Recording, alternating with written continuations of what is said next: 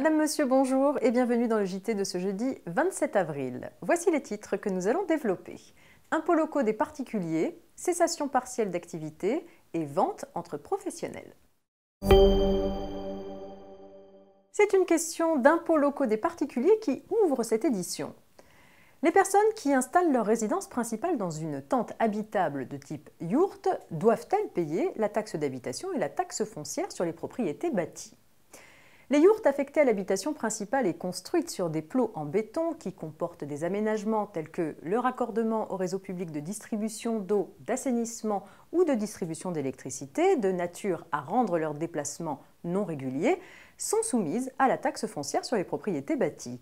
Et les yourtes meublées et affectées à l'habitation sont imposables à la taxe d'habitation.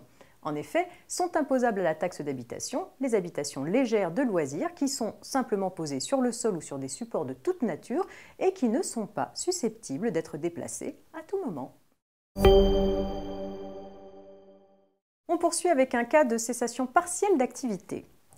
Une chambre de commerce et d'industrie avait concédé à une société filiale d'un groupe hôtelier international l'exploitation d'un hôtel dans l'enceinte d'un aéroport dont elle est concessionnaire. 10 années plus tard, la CCI a demandé l'arrêt de l'exploitation de cet hôtel et la société exploitante a procédé au licenciement économique des salariés y travaillant. Ces licenciements ont été jugés sans cause réelle et sérieuse. La Cour de cassation a rappelé que seule une cessation complète de l'activité de l'employeur peut constituer en elle-même une cause économique de licenciement, à condition que cette cessation ne soit pas due à une faute ou à une légèreté blâmable de l'employeur. Une cessation partielle de l'activité de l'entreprise ne justifie un licenciement économique qu'en cas de difficultés économiques, de mutation technologique ou de réorganisation de l'entreprise nécessaire à la sauvegarde de sa compétitivité. Ainsi, la fermeture d'un établissement de l'entreprise qui résulte de la décision d'un tiers ne constitue pas un motif valable de licenciement économique. Vente entre professionnels pour terminer, et cette question.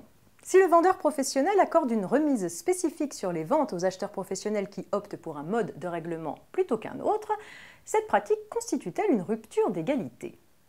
La commission d'examen des pratiques commerciales répond que le mode de règlement doit être librement déterminé par les professionnels et défini dans le contrat. Si chaque acheteur est libre de choisir entre un mode de paiement assorti d'une remise proportionnée et un autre mode de règlement non assorti d'un avantage commercial, il n'y a pas de rupture d'égalité de traitement de la part du vendeur. La rupture d'égalité suppose que le vendeur traite différemment les acheteurs en consentant de manière unilatérale et subjective l'avantage commercial à certains acheteurs et pas à d'autres. Attention, le fait d'imposer à l'acheteur un mode de paiement peut constituer un déséquilibre significatif entre les droits et obligations des parties, sous réserve de l'analyse de l'économie globale du contrat. C'est la fin de ce JT, excellente journée et rendez-vous demain.